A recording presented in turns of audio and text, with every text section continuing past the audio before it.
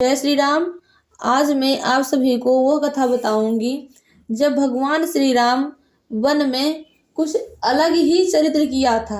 लगभग जो रामचरितमानस का पाठ करते हैं, कथा सुनते हैं, सब लोग जानते होंगे, लेकिन जो लोग नहीं जानते हैं वह बहुत ही ध्यान पूर्वक सुने। बहुत ही अच्छा चरित्र है प्रभु का ये और बहुत ही अच्छा प्रसंग है। मन लगा कथा को सुनिए। हम कथा में प्रवेश करते हैं। श्री गणेशाय नमः। एक बार चुने कुसुम सुहाए, निज कर भूषण राम बनाए। सीता ही पहिराए प्रभु सादर, बैठे फटिक शिला पर सुंदर। बहुत ही अच्छा चरित्र है प्रभु का। यहाँ पे बहुत ही अच्छा प्रसंग है, बहुत ध्यान पूर्वक सुनिएगा आप सब लोग। एक बार चुन कुसुम सुहाए, निज कर भूषण राम बनाए। सीता ही पहिराए प्रभु सादर, बैठे फटिक शिला पर सुंदर। एक बार सुंदर फूल चुनकर श्री राम जी अपने हाथों से भांति भांति के गहने बनाए, फूलों के गहने बनाए, फूलों के आभूषण बनाए प्रभु। और सुंदर फटिक शिला पर बैठे हुए प्रभु ने आदर के साथ वह गहने श्री सीता जी को पहना दिए अपने हाथों से।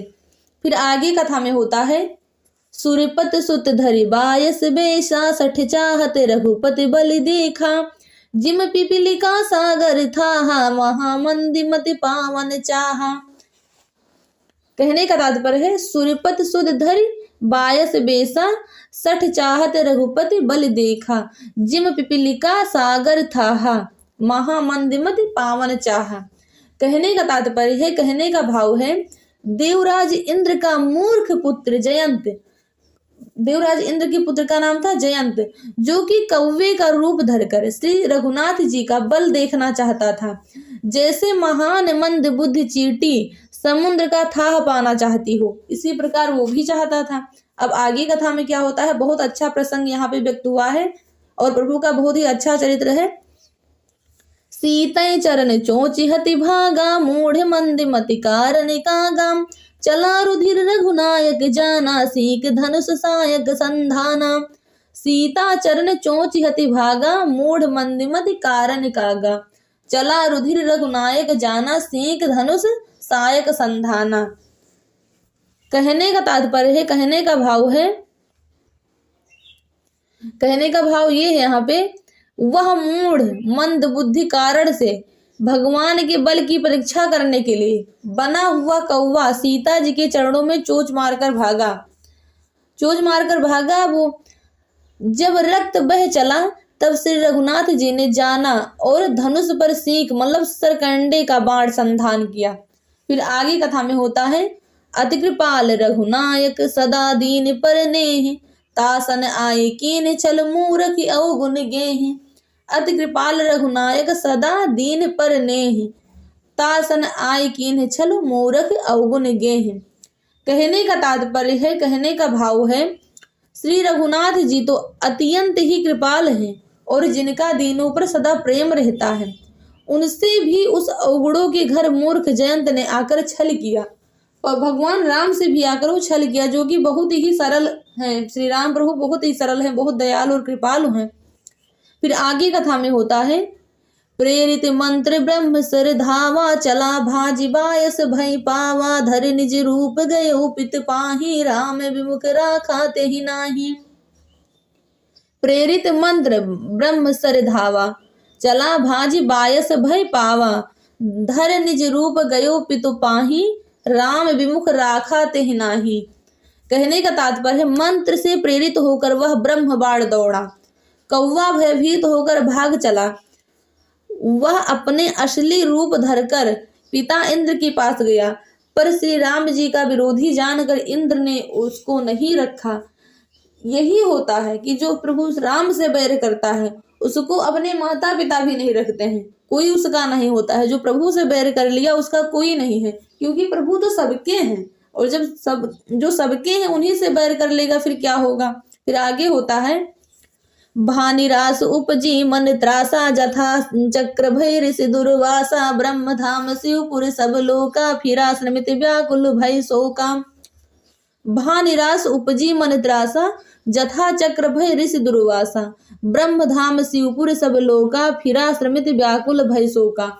कहने का तात्पर्य है तब वह निराश हो गया, उसके मन में भय उत्पन्न हो गया, जैसे दुर्वासा ऋषि को चक्र से भय हुआ था।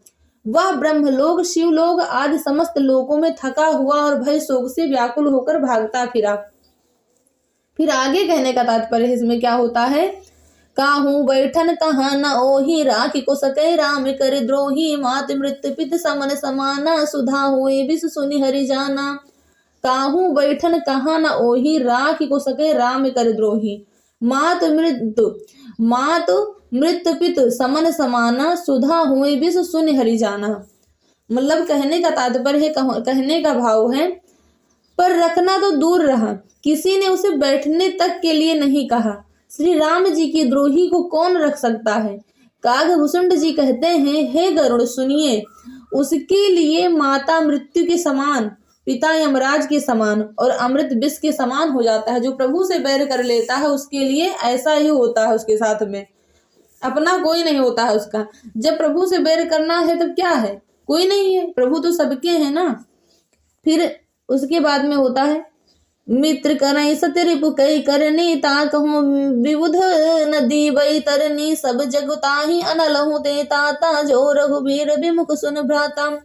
मित्र करई सतरिपु कई करनी, ता कहूँ विबुध नदी बई तरनी, सब जगताही अनलहु कई ताता, जो रघुबीर विमुख सुन भ्राता। कहने का तात्पर्य है, मित्र सैकड़ों शत्रुओं की सी करनी करने लगता है। देव नदी गंगा जी उसके लिए बैतरणी यमपुरी की नदी हो जाती है। हे भाई सुनिए, जो श्री रघुनाथ जी के विमुख होता है, समस्त जगत उसके लिए अग्नि से भी अधिक गर्म जलाने वाला हो जाता है। जो प्रभु से विमुख हो गया, प्रभु से बैर कर लिया, उसके लिए सब कुछ उल्टा हो जाता है, अपने भी शत्रु नजर आते हैं। इसीलिए प्रभु से हमें विमुख नहीं होना है, हमेशा उनके चरणों में ही रहना। अगर हम अपना कल्याण चाहते हैं, उनकी कृपा चाहते हैं तो। लेकिन जो मूर्ख होते हैं वो ऐसा नहीं सोचते हैं। फिर आगे होता है कथा में, नारद देखा बिकल जयंता, लागे दया कोमल चित संता, पठवा तुरत राम पहिताही, कहे से पुकारे प्रणति हित पाही। नारद देखा बिकल जयंता, लागे दया कोमल चित संता, पठवा तुरत राम पहिताही, कहे से पुकारे प्रणति हित पाही। कहने का भाव है इसमें, कहने का तात्पर्य है। फिर आगे कथा में क्या होता है, नारद जी ने जयंत को व्याकुल देखा तो उन्हें दया आ गई, क्योंकि संतों का चित्त बड़ा कोमल होता है। उन्होंने उसे समझाकर तुरंत श्री राम जी के पास भेज दिया। उसने जाकर पुकार कर कहा, हे शरणागत का हित करने वाले, मेरी रक्षा कीजिए, मेरी रक्षा कीजिए। फिर आगे होता है, आतुर सभय गहस पद जाई, त्राहि त्राहि दयाल रघुराई, अतुलित बल अतुलित प्रभुताई, मैं मति मंद जान नहीं पाई। आतुर सभय गहस पद जाई, त्राहि त्राहि दयाल रघुराई, अतुलित बल अतुलित प्रभुताई, मैं मति मंद जान नहीं पाई।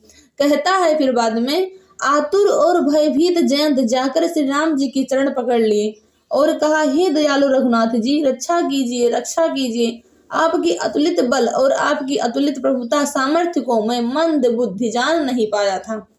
फिर आगे होता है, निज कृति कर्म जनित फल पाऊं, अब प्रभु पाहे शरण तक आऊं, सुन कृपाल अति आरत बानी, एक नयन कर तजा भवानी।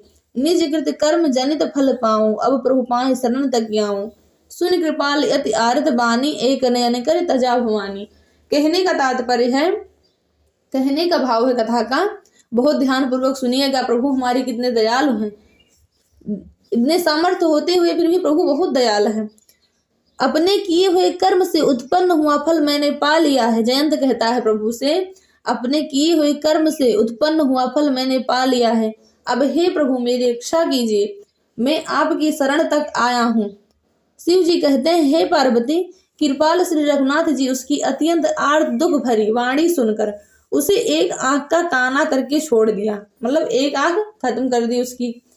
फिर आगे होता है, कीन्ह मोह बस द्रोह जदब, तेहि कर बध उचित, प्रभु छाड़्यो करे छोह को, कृपाल रघुबीर सम।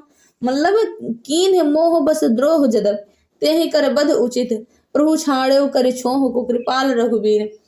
कहने का भाव है, उसने मोह बस द्रोह किया था, इसलिए यद्यप उसका वध ही उचित था, पर प्रभु ने कृपा करके उसे छोड़ दिया। श्री राम जी के समान कृपाल और कौन हो सकता है? कोई नहीं है ऐसा कृपाल। जिस प्रकार हमारे श्री राम प्रभु दया करते हैं उस प्रकार कोई नहीं करने वाला है। आज की कथा यहीं तक। सुनते रहिए श्री राम कथा और अपने कलेश कष्टों को दूर करते रहिए। जय श्री राम।